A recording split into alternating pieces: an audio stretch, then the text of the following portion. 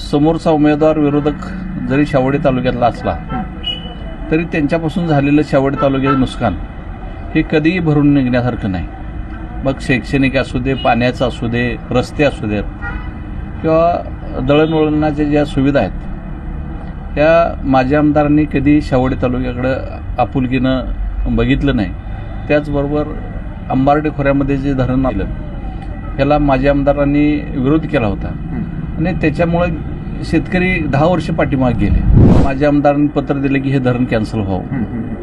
त्यामुळं मोळावडे, ससेगाव, चनवाड, शाहूवाडी, आरोळ, अंबारडे, गोकुली ह्या गावांचं अतोनात नुकसान झालं. मग आपण ज्या वेळेला शाहूवाडी तालुक्यातल्या जनतेला पाणी मिळू नये म्हणून आपण एखादा धरणासारखा विषय थांबवतो आणि इचलकरंजी शहराला आपण पाणी देतो म्हणून सांगायला जाता त्यावेळेला आपण उमेदवारीच योग्य आहे का नाही असं मला वाटतं. नाही, जवळपास बघायला गेलं आता जो प्रसिद्ध केलेला जो काही त्यांनी जाहीरनामा आहे त्यामध्ये 1000 कोटीची कामं केलेल्याचं एक हे आहे. नाही, असं त्यांनी त्या गावामध्ये येऊन सांगावं की आम्ही ह्या रस्त्यासाठी आपण एवढा निधी आणला किंवा ही पाणी स्कीम मी मंजूर करून घेतली. कधीही नाही.